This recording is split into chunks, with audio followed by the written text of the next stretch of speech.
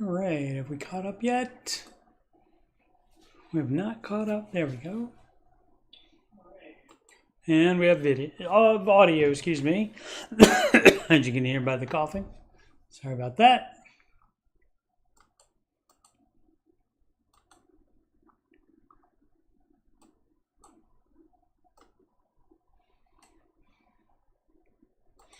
Alrighty, live from Cabot, Arkansas, it's Answering Your Financial Questions with me. I'm Coach Steve Money, Ramsey Solutions Certified Financial Coach. And if you're on my page, youtube.com/Coach Steve Money, if you're interested in more financial content, you can check for the playlist and the playlist link right there, or you can just scroll down a little bit and you'll see all these past live streams, which will be mostly financial stuff. But then Answering Your Financial Questions has its own playlist. And music, I have 8 or 9, something like that. Ramsey-centric songs, including one that dropped about a week ago, not quite a week yet, but You Belong Debt Free, You Belong Debt Free, Steve's version of, and the Ramsey Show After Show, and 2 more of those coming up on, June 19th and June 21st. That is a Wednesday and a Friday will be the next 2 Ramsey Show After Show shows, and of course Answering Your Financial Questions every Saturday and Sunday, 4 p.m. Eastern Time. All right, let's get into the questions. All right, this is from Direct Cry 6786. Well, that's better than indirect. There's no indirect crying in baby steps. Let's see. Buying a car in baby step 2. Very conflicted. All right. Let's go ahead and open up that because it might be a book. It is a book. It's War and Peace. No, it's not that long. Okay. Very conflicted. I have a few options that I'm willing to explore. A little background hour that I'm willing to explore. Period. A little background. Our vehicle, a 2015 Nissan Rogue, needs a new transmission. Plus a whole bunch of other repairs, and at that point, you do want to consider not fixing it and spending all that repair money towards a different vehicle. Obviously, will not be a new one. We've decided it's too expensive to fix it, and the CVT are not worth it to replace. Okay. In the past 2.5 months, we have paid off $13,000 in debt. Excellent. We are in desperate need of a vehicle and want to take on his little debt as possible. Okay. I don't know what happened there. They just typed the same thing over and over again. As possible as possible. I mean, even I don't do that bad on a phone, so I'm not giving you a break for that by typing on your phone. We are currently $175,000 in debt. About $132,000 in student loans, $20K, IRS debt, wow, and about $22,000 in credit card debt from when our childs got sick. The snowball is moving along, and we don't plan to stop the snowball because we need a new vehicle. Oh yeah? Option 1, a dealership near us is offering a ton of incentives on certified used vehicles. You're still going to pay more at a dealership than private sale. Try to buy private sale whenever possible because, we're offering incentives and all. That's just crap, they say. I guess you could get a good deal from a dealer every so often, but most of the time, they're an extra added beat trying to get a bite out of the total money involved in the deal. So if it's just you, the buyer and the seller, then you will get more for your money, and you will get more money if you're selling. All right. We could probably get the loan down from about $19,000 to $10,000 upon the sale of our vehicle with incentives, and we would have paid that off in 3.5 months. We're committed to snowball and don't plan on stopping it. Said that already. But yeah, so I think they're trying to. Okay, so option 1 means they would still owe $10,000 on the loan or owe $10,000 on a different vehicle, different used vehicles. Maybe is what they mean there. Option 2, my debt-loving brother is trying to sell his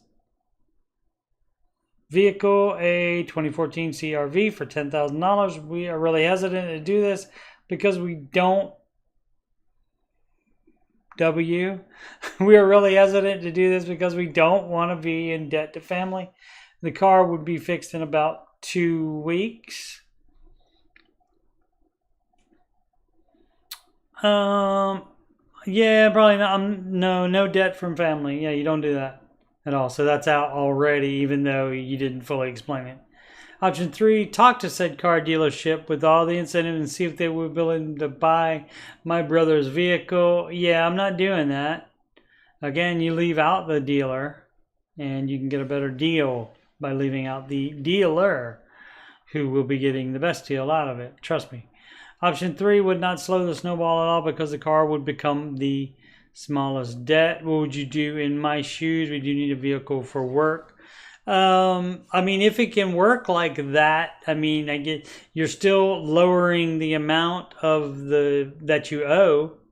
If you can change it from 19,000 owed to 10,000 owed, and plus get the different vehicle, then I mean, I guess that's fine, but I would still look for something from a private seller. And then if you're underwater, then you can get a smaller loan from the bank, then 10,000, and perhaps you can come out ahead there. So, but I mean, anything where you're lowering the amount owed is fine. You just don't want to add to your debt at all. Alrighty. Away wasabi. Wasabi. No, away wasabi. Got it. 8561. Starting my school. You own a school while using my GI Bill this fall. How much should I work? Hello everyone. Hi guys. I got out in 2022 and finally going back to school this fall. I'm going to, what was the delay? I'm going to community college for nursing for the first few semesters. I'll be doing all prerequisites, trying to get my GPA back from when I was in school like 7 years ago. Especially my classes will be pretty easy. Minutes minus maybe anatomy and physiology up until I start nursing. Right now I have $20,000 in debt, a personal loan with 18% interest, which is high, I know. Yep. And any debt's bad no matter what the interest is on it. Minimum payment is $550 a month. Basically, I spent money on vacations. Yeah, so that's what we were doing instead of going to school. Buying stuff you don't need, right? Just made a budget now. You should work as much as you can. And so, yeah, going to a community college, you can probably work at least part-time with no problem. Especially since you're used to being in the Army. Or whatever, armed services. And thank you for your service. Repulsive Pudding _18. Advice welcome, 32 man. I'm a teacher making $70K. I'm currently paying into TRS, paying 7% with 4.5% matched into 403B, and just in the past year and a half maxing out a Roth IRA. My wife, 32 female, went back to school to become a nurse practitioner. She currently makes about $100,000.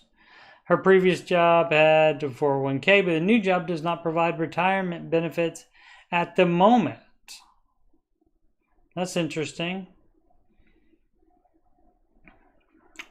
I wonder if if practitioners are more like kind of like independent contractors, more like that, and maybe that's why. They do give her additional money to invest herself. Oh, okay, that's all cool. Do that then. Max it out the Roth IRA. Yep. She can do a health savings account as well for some extra investing, and also they can pay for your medical expenses out of that. We're in the process of building up our emergency savings fund with about $25K and open a taxable brokerage. So you're doing it wrong. You're doing it wrong. See what the rest of this wrongdoing is, or maybe they'll do good things from here on out. We'll see. Taxable brokerage through Fidelity. My question is, what do we do to bring our retirement savings up to the 15% recommended? Well, yours isn't even there.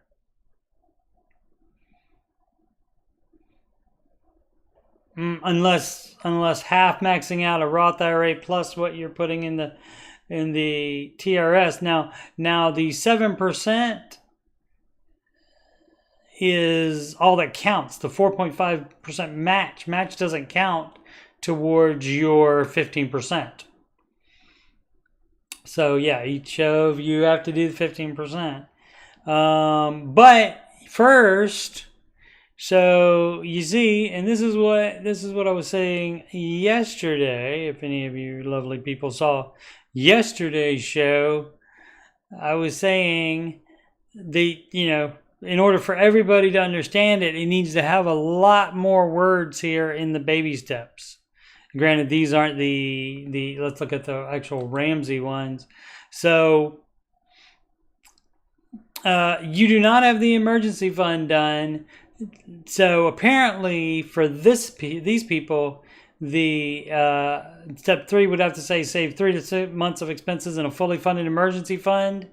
And do not invest yet. I did not say go ahead before you get step 3 done. Maybe that all has to be on there, apparently. And, it's true. You could get confused, I guess, because it doesn't say do steps 1, 2, and 3 in order, one at a freaking time without moving ahead. It also doesn't say do 4, 5, and 6 all at the same time. But only after you finish step 3, of course. And so, just some people don't understand, and some people don't understand it on purpose, I think. But you never know. Let's see. I feel we're behind in retirement with our changes and current setup. Just looking to find some peace of mind. You know what's a great peace of mind is your emergency fund. That really brings peace of mind. So get that done first. Start building up the emergency fund with about 25K. So you got 25K already. So, well, what's the taxable brokerage for? Hopefully the emergency fund doesn't go into that. So you're doing a lot of stuff wrong here. And I only played it at the end yesterday. So let's do it. You're doing it wrong. Oh, I forgot to... Now my hair's all wet. And of course, from Ghostbusters 2. If everything you're doing is bad, I want you to know this. That's right. Probably need that up higher since it's going through the mic on this show. Not a separate voice track for the videos.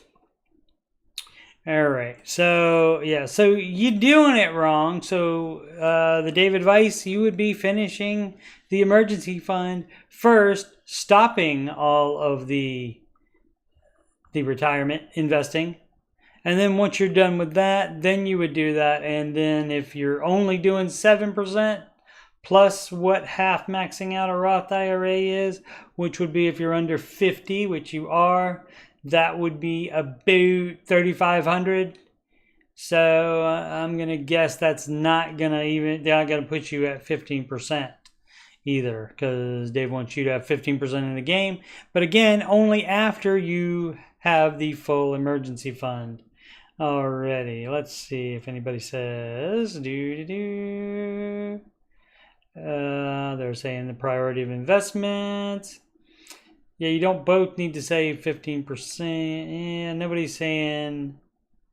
Yeah, well, you can't trust the Reddit people to say, oh, well, you know, how about baby steps first instead of that. Nobody did say that. So, all right, well, that's what I'm here for. Some of that wasn't bad, you know, investment advice, but some of it was. So you even got to watch out about it. So even if they were, they shouldn't follow some of that advice. Dancing Dreams _88.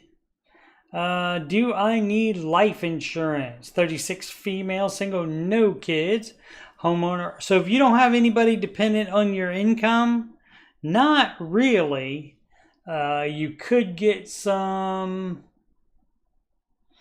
insurance, a little bit of insurance to bury you in the event of your death. But, I mean, they'll figure out something to do with you. Otherwise, you know, and especially if you're leaving your assets to anybody, they can take it out. They'll take it out of that. But that's all you need if you don't have anybody dependent on your income. But again, anything like that would come out of your estate. Let's see. 188K mortgage, so got about 89 in equity. 89K in equity on the house. Retirement 180. Liquid cash $20,000. Plus at any given time. Interesting. Oh, is that not emergency fund? No other debt. Okay, good health. Great. Current stage of life. Do I need life insurance? Again, to you know, you don't need it unless you have dependents. Somebody that's dependent upon your income. If anything were to happen, my assets could pay off my house, or my family could sell my house and pay off my mortgage in full. Yeah, and also pay for your funeral as well. So that's why you don't need it. Obviously, understand that term life insurance will come into play if and when there is a partner or children involved. But for now, should I get some? Thanks. Again, maybe a little bit if you wanted to. Because, I mean, that makes it less they have to do to pay for your funeral, for example. And to, of course, settle the estate, since you do have the mortgage debt happening with it. And so state has to be settled before they can get anything. Thrower complees. How to make sure my second-hand car is good? Well, you get that looked at by your mechanic. You don't trust the dealer's mechanic. You don't trust the seller's mechanic. I want to buy a second-hand car for approximately $5K. How can I make sure that it's working good? First of all, it would be working well, and it's going to last at least a few years more. Unfortunately, we don't know in advance. So with all cars, it's a crapshoot. You could buy a brand new car, and those have problems too.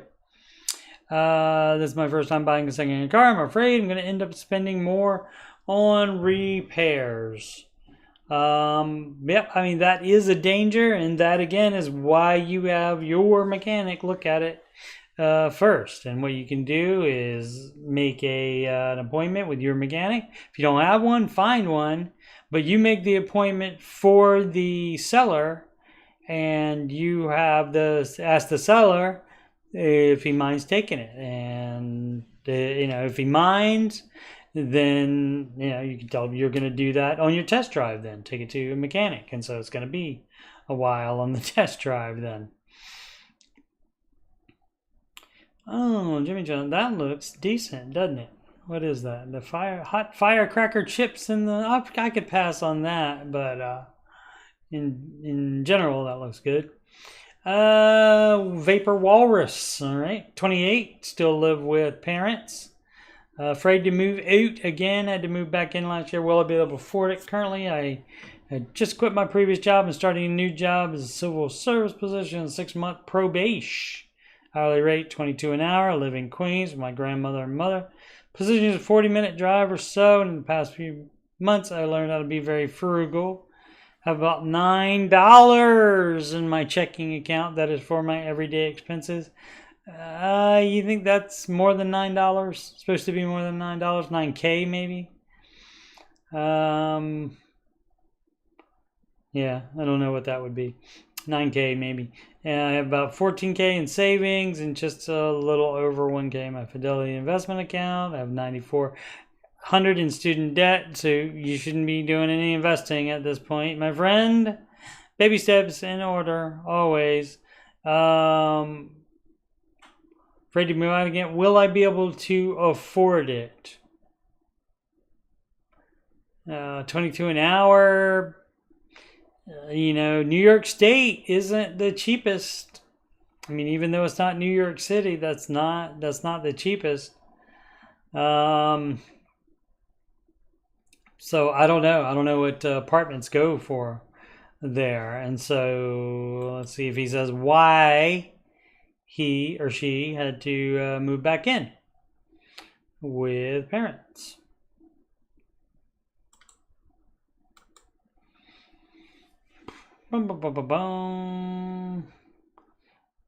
Which I pay between 100 to 200 once a month on the student loan.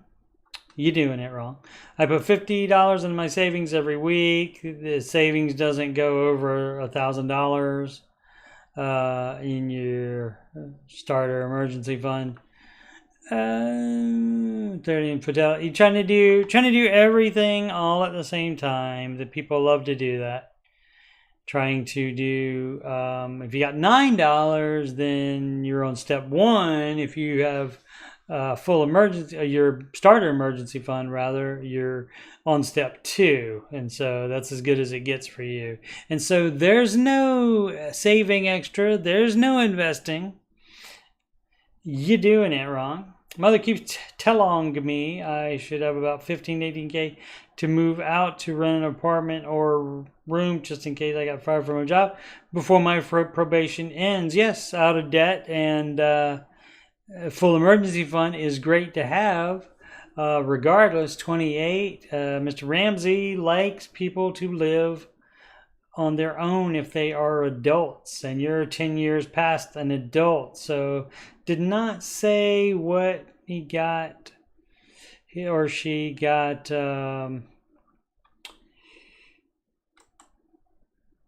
had to move back in for, what the problem was there. Oh, had just quit my job,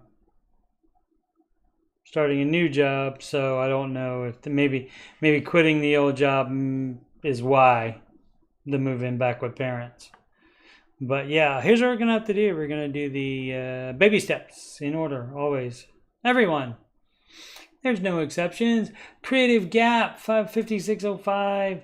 Am I the a-hole update? So I never remembered doing the original one. I remember seeing it when I was scrolling past it. I always go down to the bottom so I don't miss any questions, because I have run out of questions before. They only keep 1,000 a time. And so if I'm doing a lot of shows, like for example when I used to do the after show every day, then I would run out of questions sometimes. And so I scroll down to the bottom, and I did see an Am I the A-hole? And we do play that in the Ramsey chat every so often when Sid sees a good one. She tells us about it.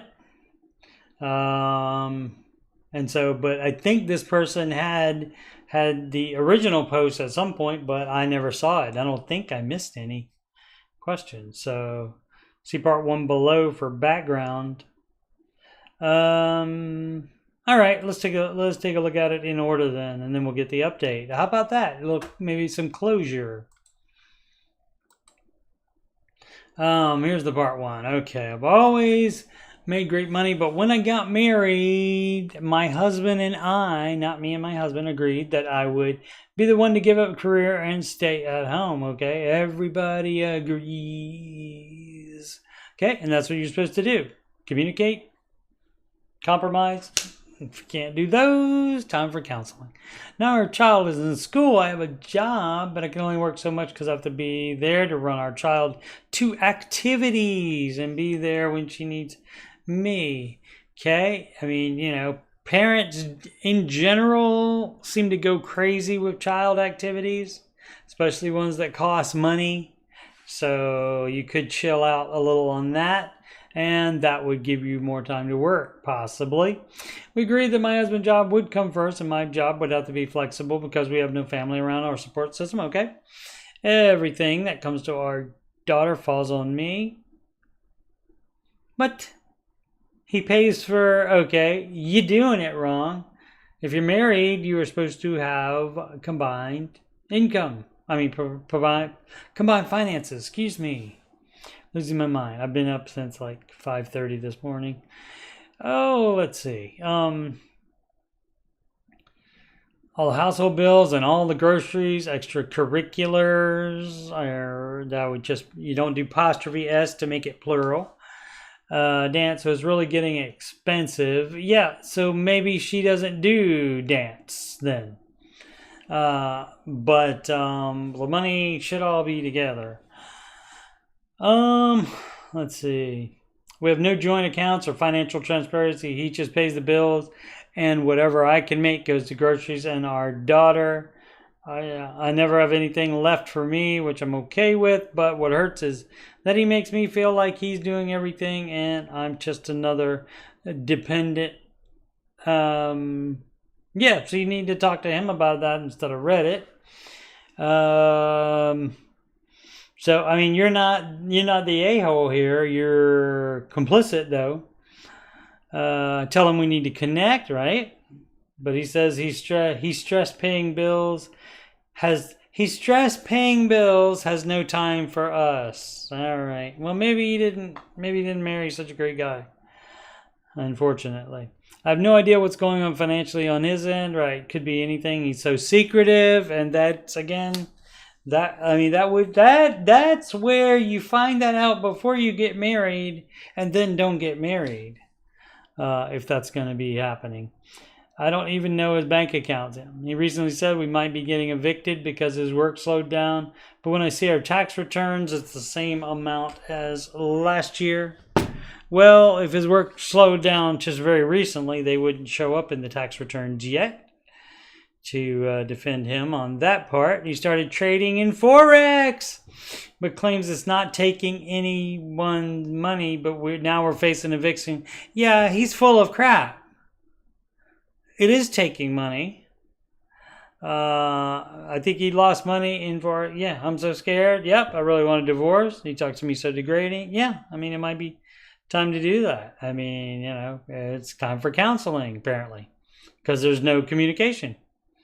And although I thought there was compromise there, when I get married, my husband agreed that I would be the one to give up my career and stay home. I thought that was, and that was fine, and that was communicating and compromising. But apparently, there's more crap going on. He makes 3 times what I make. I'll check goes to groceries. Am I the a-hole? No, I don't think so. But you're kind of complicit in it. You married him, and there were no signs ahead of time. I mean, if there weren't, you probably can't be blamed, but there would be something.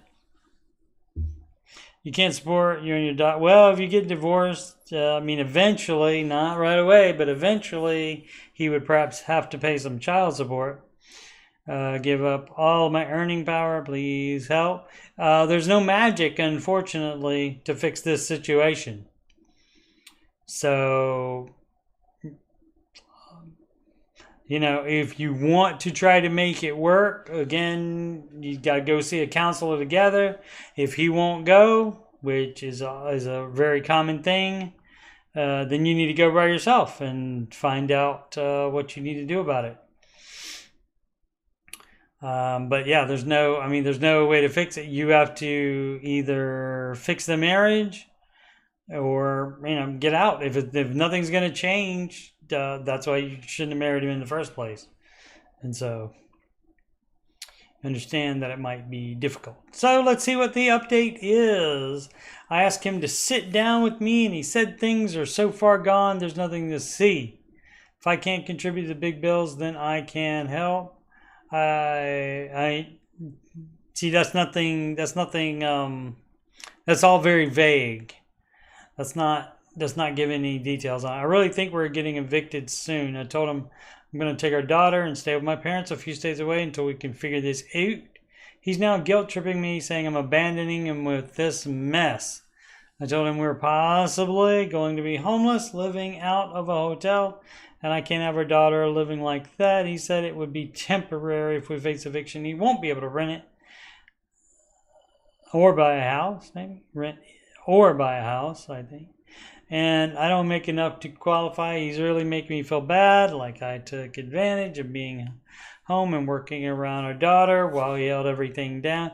But you know that's not true, so that needs to win out over just what somebody is saying, especially if they're being secretive with money. So you need to have his opinion not be worth so much to you. I wanted to leave for years. Yeah, sorry if TMI, but haven't slept in the same bed for over 10 years or anything else because he's so stressed with work, trying to provide for us. How old is his daughter then? So, I mean, that's going to be partially on you as well then. If daughter is 10 years or under, then, you know, that's partially on you for bringing that child into that situation. He said, no, I need you to take care of her. I'm so miserable, but somehow I feel really guilty for him paying all these years. But I also sacrificed my independence again.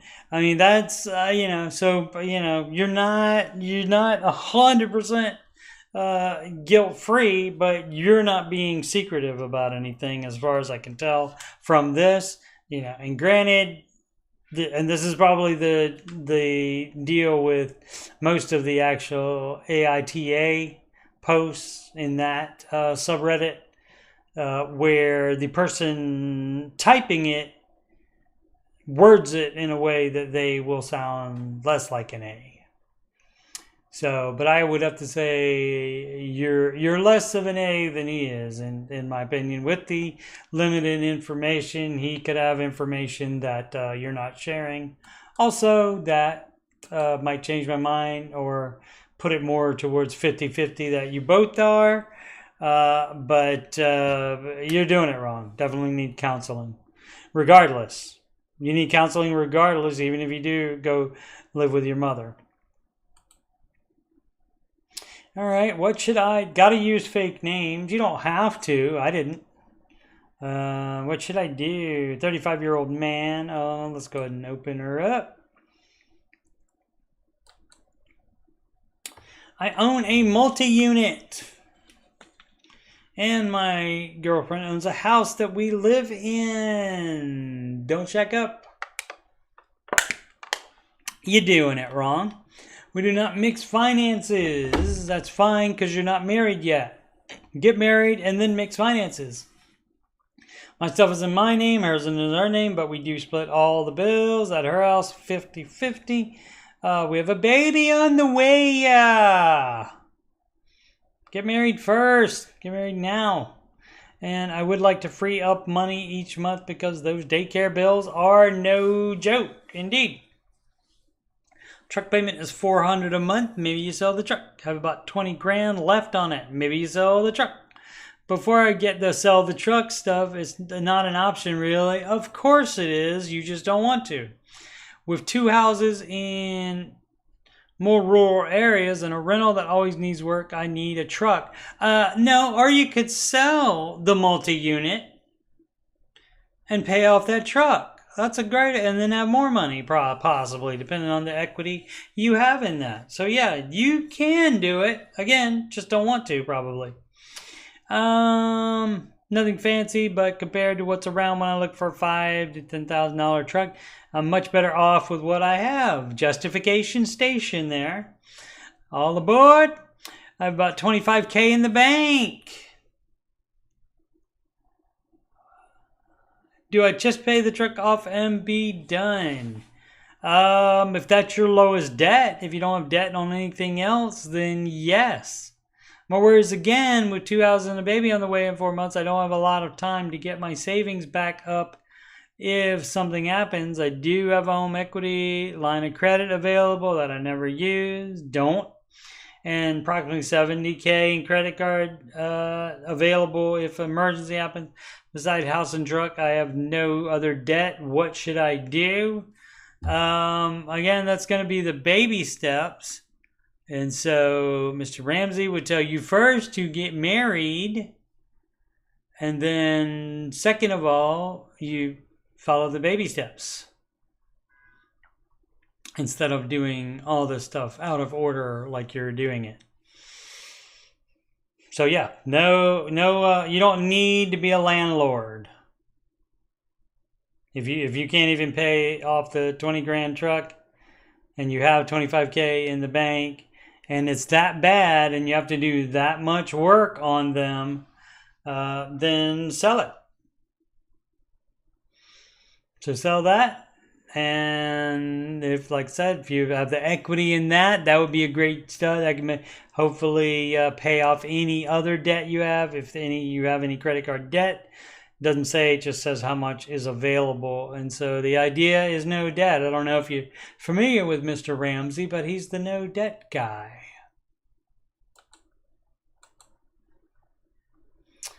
Trick information broke up over debt. Interesting. We dated for 5 years, but I didn't know how bad the debt was for most of it. Yeah, I mean, that's, people think I'm joking, but I always say bring up Dave Ramsey on the first date.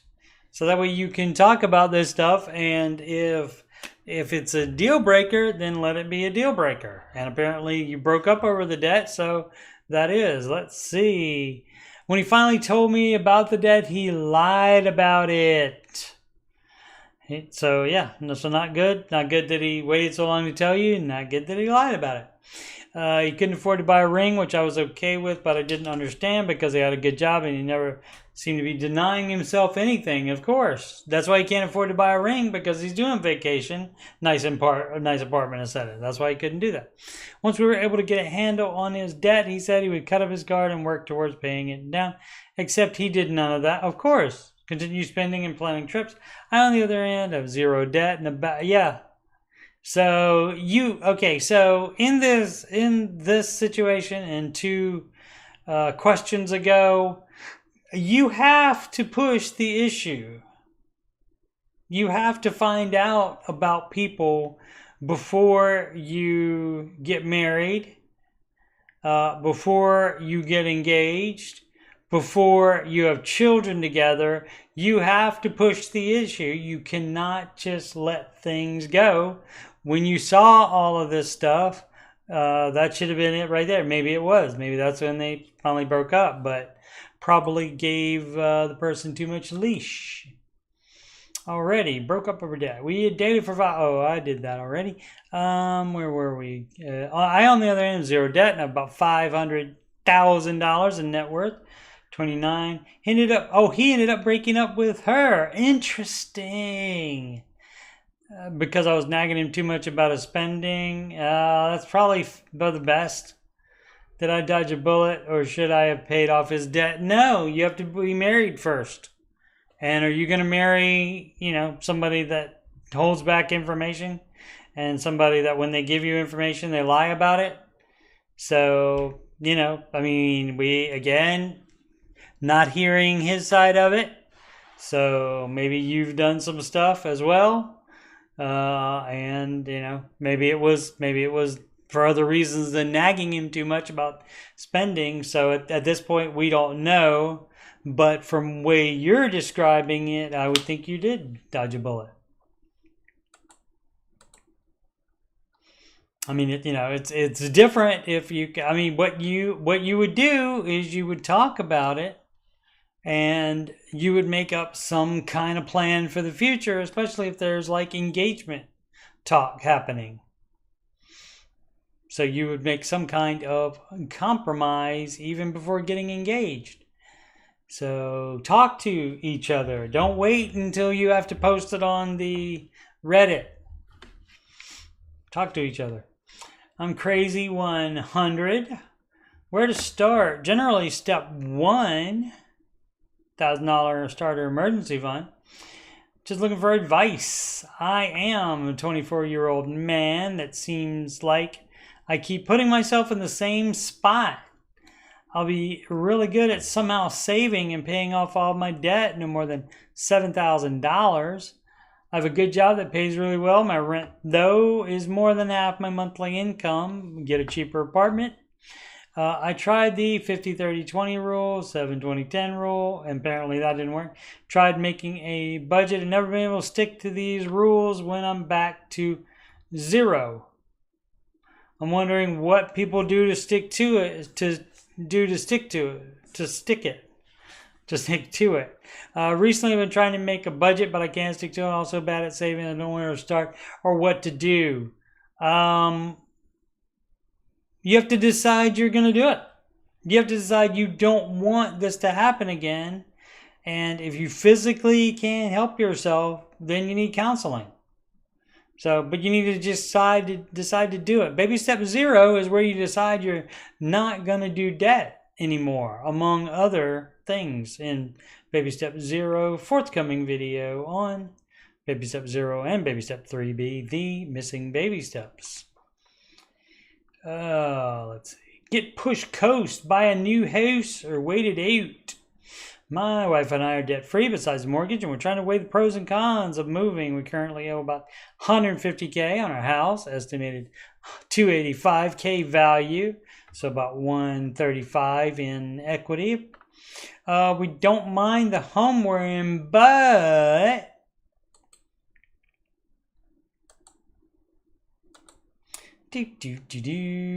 we're finding it a little bit uncomfortable to host people, something we'd like to do more of in the near future. You do not buy a bigger house to host people 2 or 3 times a year. That's dumb. 2-story, 2-year-old, and another on the way. That's plenty. We'd prefer if everyone was on the same floor. Doesn't have to happen. You can also move to where you can be on the same floor that costs the same as where you're doing now. So you don't go into further mortgage debt. You could do that. AC was installed poorly. Been kicking the can down the road by making fixes every year. But we've been told the whole thing needs to be replaced. Get other opinions on that. We've been floating options, take advantage of mortgage rates, take it out, pay it off in 4 to 5 years. So if you're going to do that, then why move then? So then you don't need to move, apparently. Apparently not being on the same floor is fine, and you don't need to host people then, since you have that there. So yes, do that then. Do the same thing, but just use the equity. No, why do that? Why do that to host people? How often are you going to host people? If you're going to host people 2 or 3 times, you can pay for their hotel instead. That kind of thing. Bite the bullet and move out now. Hopefully refinance when the rates come down. I mean, you can do any and all of that you want to do, but do you need to? So, don't go into more mortgage debt just, for dumb reasons, like not having to fix the AC. Of course, whole thing need to be replaced. That may affect the resale value by $10,000. So that could be involved. So, I mean, this is basically a personal decision, but I mean, people get, though, the houses we want are $350 to $470K. Oh my goodness. We'd be able to afford it and stay within 25% really, but it just feels like burning money to essentially almost double the mortgage payment we have now. What would you do? Thanks in advance. Yeah, you're gonna double the payment. Why do you need something that big for 2 children and 2 adults? Why do you need something that much bigger and to host people X amount of times a year? Again, just pay for their hotel rooms instead. All right, people love to do that though. People love to not be satisfied with what they have. Dave the NG vet. Okay, my bills spreadsheet. I guess spreadsheets are great. Try the apps. You need a budget. Every dollar mint, and none of them really work well for me because, well, life. Okay, vague, so vague. I plan for things, but there are unexpected expenses every month. Well, part of what you can do about that is you just say no to some things. You don't have to, every opportunity that comes up for you to spend money every month. Now, so unexpected expense can't be somebody's birthday, because guess what? If you don't know when their birthday is until it gets close, then you don't need to buy them a present. You don't know them well enough. So you can keep expenses from coming up, like that kind of thing. Obviously, emergencies, you can't help, but that is what the emergency fund's for as well. I like to be able to operate from my phone. I can plan, but I don't want to unravel my spreadsheet with every surprise. It's not difficult to add a line item for another expense. That's not difficult at all. I built this to have transactions on the left-hand side of the page. It then organizes them on the right-hand side to show where you stand. Oh, excuse me. When my expenses come up mid-month, just add them. Oh, when expenses come up mid-month, just add them to the bottom. Check it out and let me know if I should add anything. I love making spreadsheets. You just got the spreadsheet right there. Feel free to make a copy and play with it. I clone the bill template, name it for the month, and make any edits necessary for the month. Okay? You should be able to operate.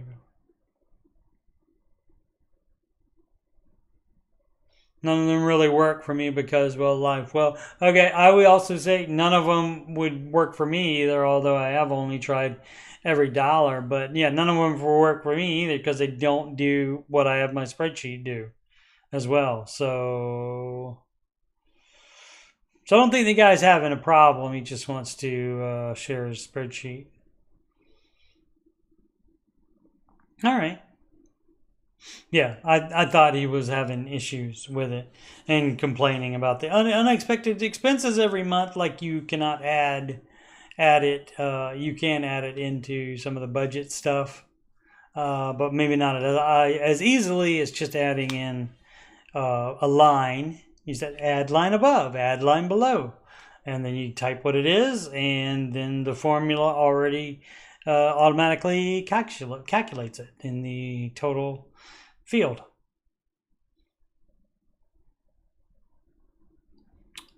So yeah, so I guess not really complaining or wanting help, just wants to share his spreadsheet. All right.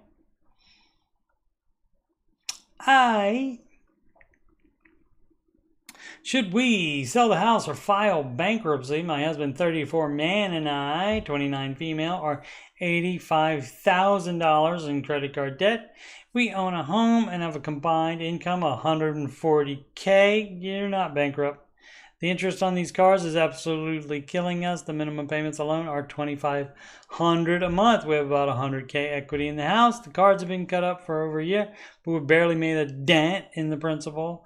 I'm not sure if it would be better to sell the house, pay the debt off, move an apartment for a year or two, and save for another house, or home equity loan is an option. That's great. It shouldn't be. It feels like, though, you have more. I guess I'll open it. I feel like, for me, that you have different daycare, $2,000 a month. There it is. Don't have family to help with the kids. How much are you making a month?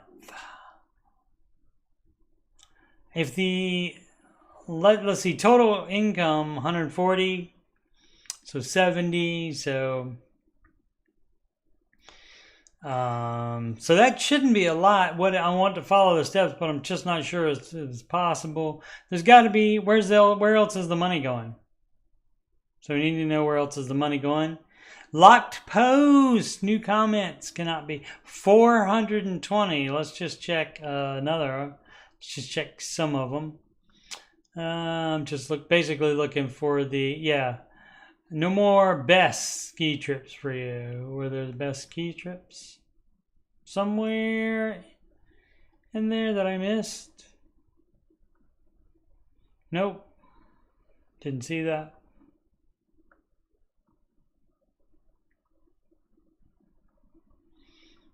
So I'm not seeing anything from the, maybe it's from the deleted one, but this is not deleted. The name here is not deleted. Ali Walker 04.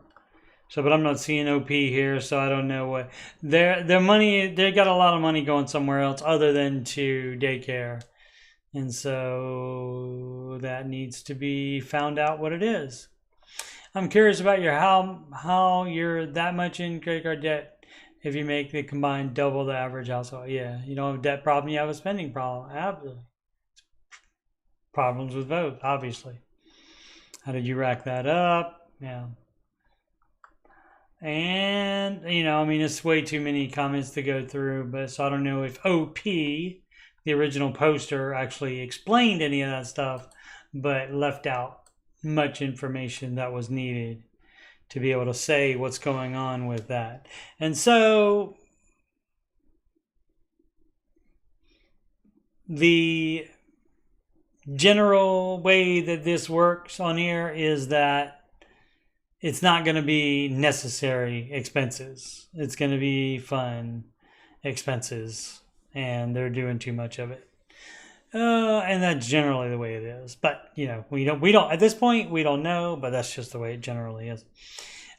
Cheap but reliable car from Recording Job 3707. My husband and I are planning to start the program. I mean, I guess doing the baby steps, maybe FVU as well. Our only debt is our mortgage, okay, but we have no emergency fund. Well, guess what step you're on? Easy to find out. No debts, emergency fund, no emergency fund, okay.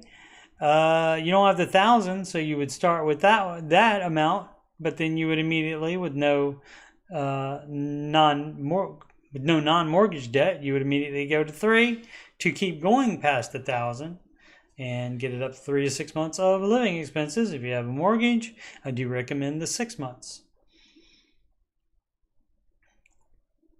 About 7K cash we could use some up toward. Oh, the engine in one of our cars just went out. We need to replace that. Yeah, 7K cash. Yep.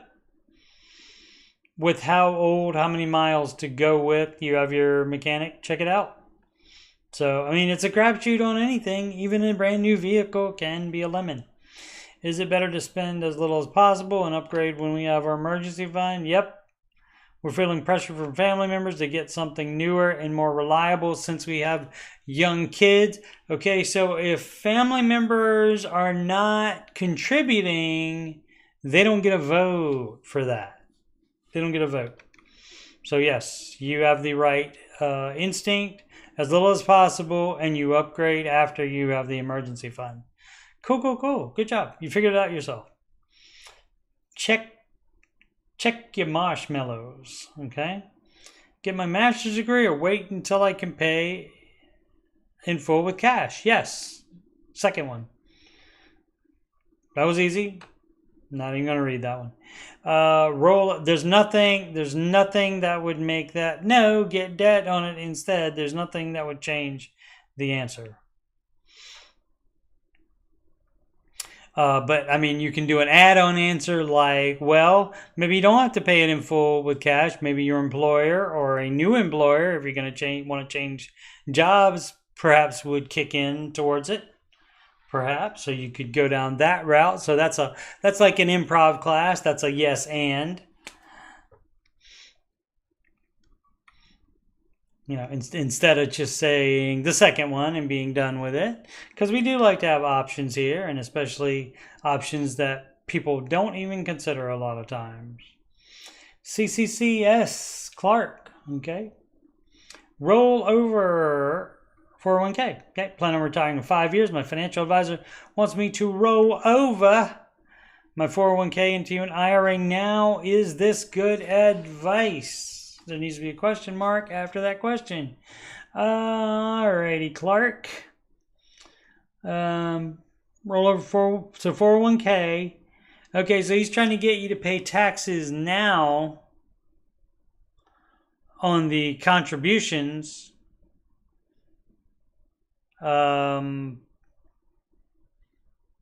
And you'd have to pay taxes on the growth as well. You'd have to pay taxes on the, or maybe it's just growth. Maybe you get that too. Yeah, actually, I don't even know how that works. Actually, I don't know how that works. I know you have a tax event for rolling over a non-Roth into. Well, this isn't even a Roth. So if this is not a Roth.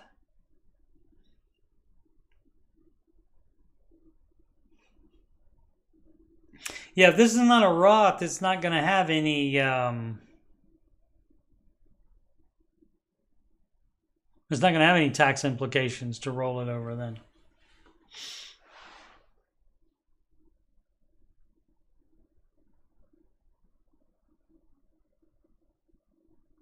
As far as I know. Almost sure of that. I'll look into that and get back to you on tomorrow's show.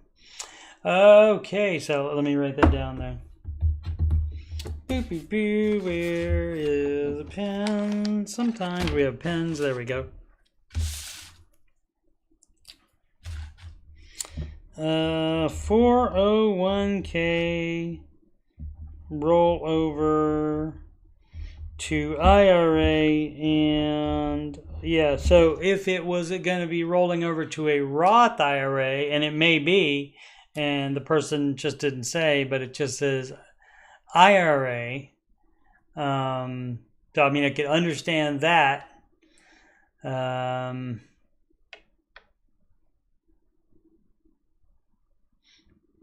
But yeah, it is going to be. It would be a tax event there going into an IRA. I don't think there's a tax event for that, but I will. Tax event. And on a rollover, there shouldn't be penalties, but again, we'll verify that. Okay. What now? This is from OK Salamander 9332. I've seen this name before. I am meeting and exceeding. Baby step 4. Okay. I have no children and don't plan to. I can't afford a house. Honestly, don't know where to go from here. Any suggestions for maybe to be able to realistically afford a house in this current economy? For reference, I am in a relatively high cost of living area, but there are reasons why it's not prudent for me to move away. Okay, it wouldn't be prudent. It's George Bush, the first one, not W. Let's see. So reasons it's not prudent. Okay, that's your choice. And so guess what? Then you get penalized by perhaps not making high cost of living money, but living in the high cost of living area. And so how you get around that is either you don't buy the house ever, and you're immediately in baby step 7. Congratulations. So now you can invest whatever you want, save whatever you want. But if you do want to buy a house, you can stop investing for up to 3 years. Stop investing and put all that in down payment. And that's how poor people, or poorer people, more poor people, live and afford a house in a high cost of living area, because you put so much down payment down, it takes the mortgage down to what you can afford, which is the 25% of take-home pay. So that would be up to you. So sounds to me, though, since you say you can't afford a house, but you do talk about it again, so that you do how to be able to realistically afford the house in the current economy is to put a crap load of money down on it, and that way it takes it down to a mortgage that you can afford. That's how you do that. Now, your expenses on everything else, you're not going to be able to down payment on those. But for the house itself and the mortgage, you put a crap load down on it. And then it becomes one that is more relative, better suited for your income then, since I'm assuming not a high cost of living income. Otherwise, you would be able to buy a house there, I'm guessing. Alrighty, J Wing 01. Someone asked a good car loan question. I don't know why it was deleted. Here's my answer. What was the... I don't know what the question was. In short, to make this Dave relevant, Dave would say... Leto is illogical on the following points, right? Let's see. Leto's... Oh, is this a person that asked it? Zero loan example compares against an alternative where the loan is negotiated against an uninflated manufacturer's suggested retail price. That's what MSRP stands for. In short, okay, I see what you're saying. Is illogical based on the following points. I don't know that Dave would say that necessarily. Didn't compare. You mean don't compare against just buying with cash. 0% loan often does have inflated MSRP. Okay. All right. So good car loan question. The answer, guess what, is still no car loans. That's still the answer.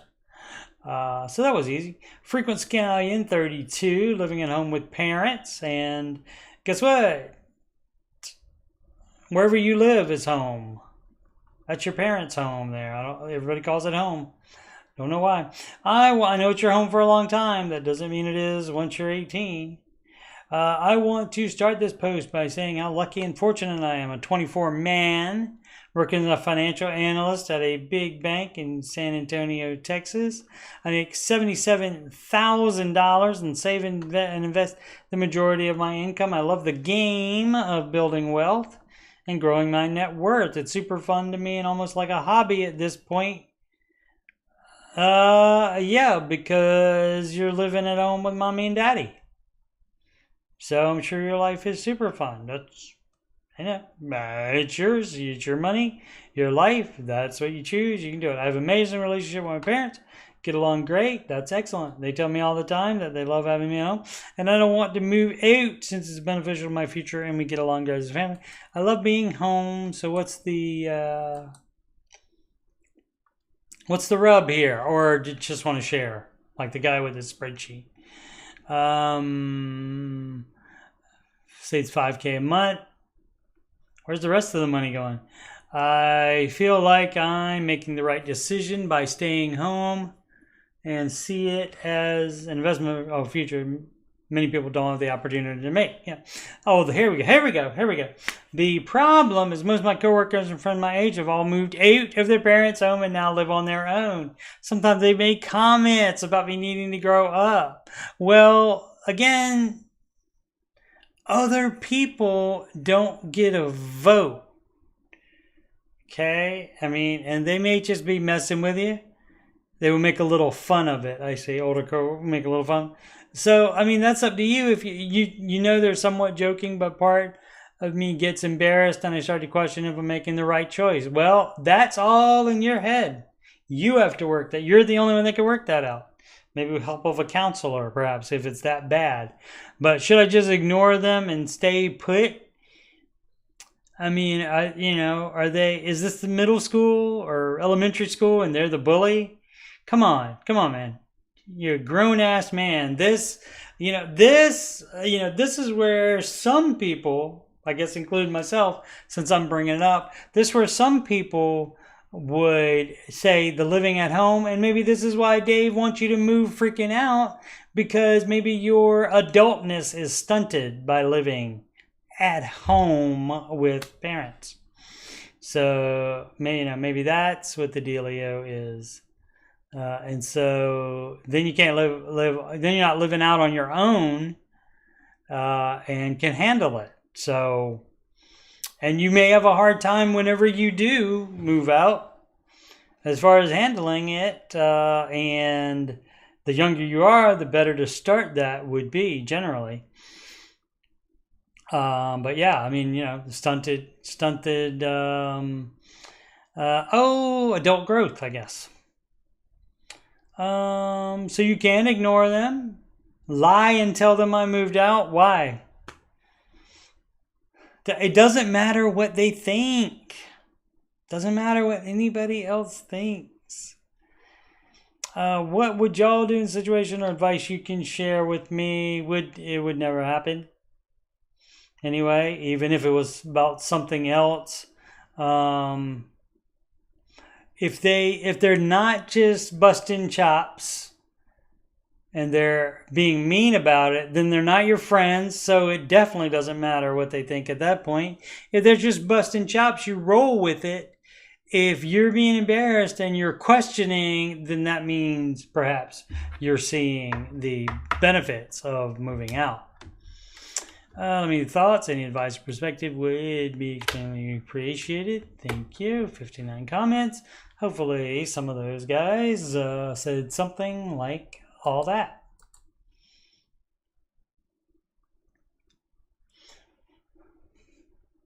Okay, Stomach 9809. Should I aggressively attack my student loans? Hello all, I'm 26, make $50K a year, and my only debt is $14K in student loans at about 4.45%. What else would you be doing with the money, sir? Oh look, the baby steps are right there. I wonder if this can answer that question. Move back home. Because we had a loss in the family and I'm helping my mom with the house while home. I am lucky to not have rent. I also paid off my car and have really minimal monthly expenses, $200, $400. The dream is me to save up for my own place to buy. Every month I do, $600 in a retirement fund, $600 into a house fund. So where do you see to do any of that stuff? Step 4, investing. Step 3B, down payment. Where do you see to do any of that before you have all non-mortgage debt paid off?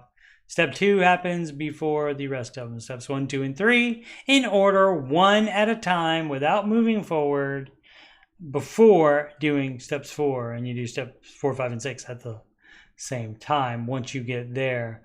So yes, you should be, if you're going to go against the advice, I understand lost in the family, you're helping your mom with the house. All right. So even if we just let that go, you're in the perfect situation to put some of that money on the debt. So, I mean, you're doing, by having that and investing more and putting and saving it into a house fund, that's debt leverage. And, Mr. Ramsey is not a fan of the debt leverage, so that would be, of course, doing it wrong. So the simple answer to the question is yes, you do. Tempu 605. That reminds me of, I used to think it was Temu, T-E-M-U, for that eBay-ish type site that seems to have way too good a deals to be legal sometimes. But I during the Super Bowl, they ran a commercial and they said Temu on there. And so I always thought it was Temu. My bad. I started the baby steps out of order. All right. There's an excuse for that if you had never heard of the baby steps before. If you never heard of Dave Ramsey before, that's fine. That's going to happen. How should I approach steps 1, 2, and 3 with several $1,000s already invested into the stock market? Hey, guess what? If they're not in a retirement account, you can just sell those stocks and hopefully mutual funds. You can just sell that investment and get that money out of there and pay off your do steps 1, 2, and 3. I've been watching clips from the Ramsey show for about 2 weeks now, which has gotten me to rethink my finances. Yesterday, all my troubles seem so far away. I decided to start working the baby steps to set myself up for success upon graduating college. How about that? Good idea. Through this, I've done things a bit backwards. Right now, through the DIY investment app, public.com, I have 4.1. Okay, there's like not just do-it-yourself investment apps. There's not just, just like a couple people got together and started an app. There's like actual companies doing this app stuff, and they get hacked, and then all the money's gone. Let's see. I have 4.1K invested in various stocks and a small amount in crypto. You doing it wrong. However, don't have an emergency fund. You doing it wrong. So if they're in various stocks and they're not in a retirement account, then you just cash them out. And that'll be like you never even did it. So you can pretend you never did it. I have 3.5K credit card debt and 18.5K in student loans. Where are we at? From 3 years in college. Only 3 years. 18.5K and didn't graduate. I'm about to end fourth year of college, I see. And no interest will accrue on the loans until 2028 when I complete grad school. That doesn't mean you don't pay on them once you get there. If that's the biggest amount of your debt there, you can save that to the end. That's fine. But you're still paying it off. Going forward, I'm working on a plan to complete my education without taking out more loans. Great. So my questions are, should I sell all of my 4K in holdings to combat some of the existing debt? That's a yes. And if so, 2, should I start with creating an emergency fund? Yes. Step 1 isn't there to be ignored. So it doesn't say, well, should I just pay debt instead? Or no, that's what you're asking. It doesn't say save $1,000 as fast as possible, or if you really want, pay debt off first instead. That's not what it says. You can read the baby steps. You can use logic in your head, and so people should know better, especially somebody that's about to enter 4th year of school and then also going to be doing grad school. You ought to be able to handle the baby steps, sir. That's what I'm thinking. Where were we at? Okay. Should I start or go straight for the credit card debt and consider my investment portfolio my emergency fund? No, you do not. You cash that out immediately, and that will give you enough for the $1,000 emergency fund plus $3,000 to put towards your lowest debt, which is probably one of the credit cards.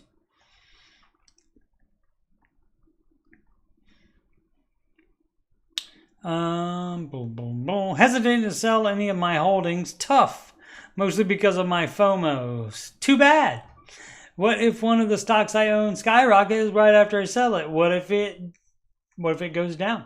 Particularly, I'm most hesitant to sell any of my shares of Microsoft or Nvidia. You can get those back in mutual funds once you get out of debt and back on step 4, or onto step 4 for the first time. Could it be practical to sell some of my holdings, but not all? No. Anything you do other than the baby steps will make it take longer. Should I just leave the investments alone? No. Nope, you're cashing them out. Any suggestions, advice, or general feedback? We actually appreciate. Too long didn't read. Yeah, so even if. Okay, so this word right here, even if, that never changes the advice. Ever. Like, ever. Alrighty, so when you start the baby steps out of order, it's fine. You didn't know any better, but now you read you're a freaking fourth year college student, and so you ought to be able to handle figuring out the baby steps, and that step one isn't just there if you wanted to do that, and that you should already be investing if you haven't even done step one already. And if you didn't know that, 10 comments, probably at least one of the people told that. Ordinary Island, how to invest $23,000 in the market. Given that the stock market is all-time high, how should I invest $270,000 in the stock market? Why is there $23,000 there? Additionally, should I consider investing in bonds or a short-term investment until the market experiences a correction as part of the economic cycle? No, we don't. You don't waste time waiting for the perfect time to buy. You do not try to time any market, including the real estate market, including the stock market. You do not try to time it. You just invest it. Manage mutual funds for retirement. If it's saving for a purchase, you can do that in a S&P 500 index fund. So yeah, so not at all. So how did it get from $23,000 to $270,000? That's weird. All right, that's some growth in there, and from the title to the body of the question, he invested a lot. So you might want to keep it in that investment. Then, if it's going to make that much money in 2 seconds that it took me to go from 23,000 to 270 between the words that came through there. Not that many words between that. So, yep. No investing until step 4. Again. So, but how you would invest it, manage mutual funds for retirement.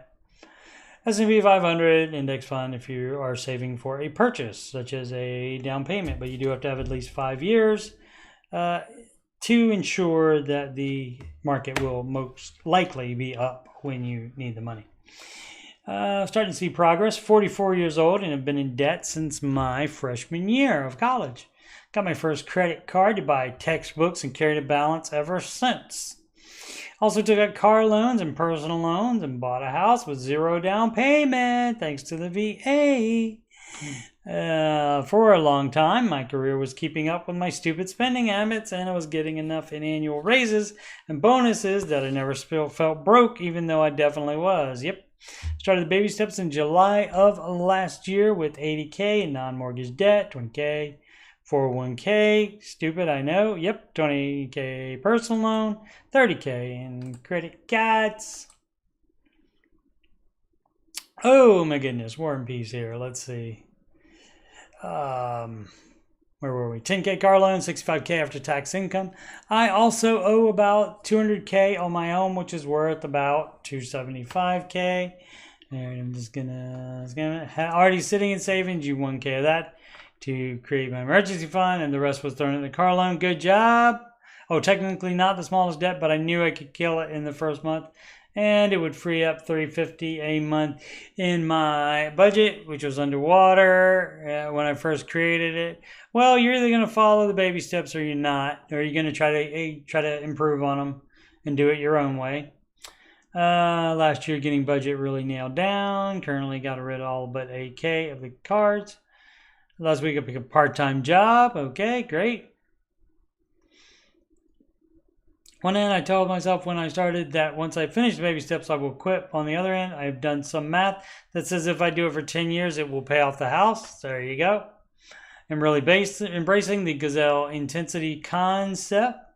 Haven't been out to eat in almost a year. Okay. I've learned to keep coupons and stock up on grocery items when they are on sale. Just a couple weeks ago, I had 20 pounds of ribeye for $88 that I've been eating at a rate of 2 pounds per week. As almost a side effect of the rice and beans lifestyle, I've dropped 100 pounds and went from 328 to 228. That is correct math on that then. Good job. Now that I can see some light in the tunnel ahead, I've started daydreaming about creating sinking funds for things like a new phone and a tablet computer. Current ones are not holding battery like they used to. You do not. You run the thing on power. Run the tablet computer on power. And hoping to celebrate completion of baby step 3 by going on vacation for a few days and of course paying for it in cash. Yeah. So yeah.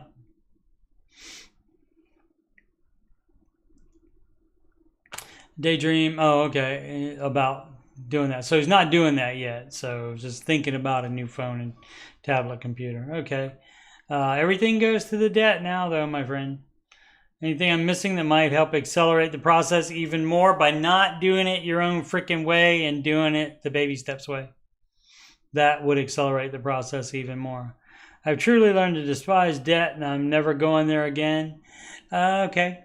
This is the fastest way to get to where you want to be. Alrighty. I guess that'll do it for today. Thank you so much for watching. Again, Coach Steve Money, youtube.com/Coach Steve Money. I'm a Ramsey Solutions certified financial coach, and past live streams, they're mostly going to be about, sometimes it'll be video games, but mostly going to be about financial stuff. There's an answering your financial questions playlist, which is this show, 4 p.m. Eastern time on Saturdays and Sundays. So, yep, I will be back tomorrow with that 401k answer. Ramsey Show After Show. That's also all. That is 373 episodes of financial goodness for you. I used to do that every day. Now I can only do it on days I'm off work after I moved and changed jobs. Music playlist is 9 or so Ramsey adjacent songs. And so like my latest one dropped about a week ago. That is You Belong Dead Free.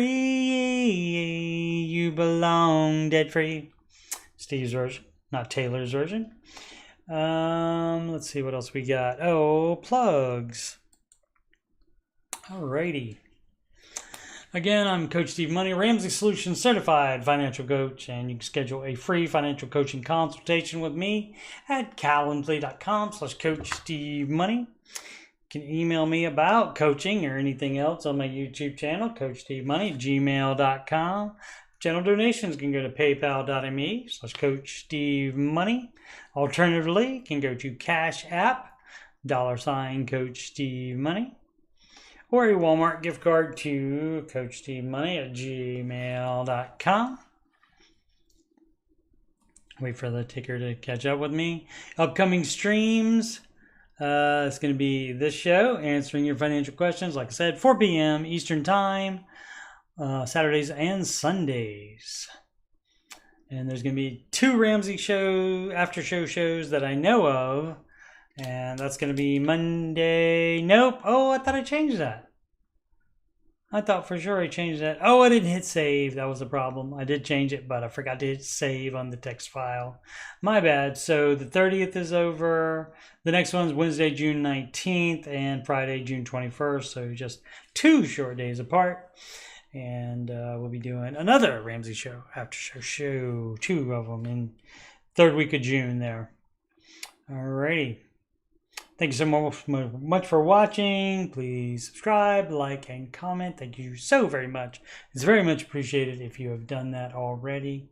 Thank you so much for watching, and make smart financial decisions every day.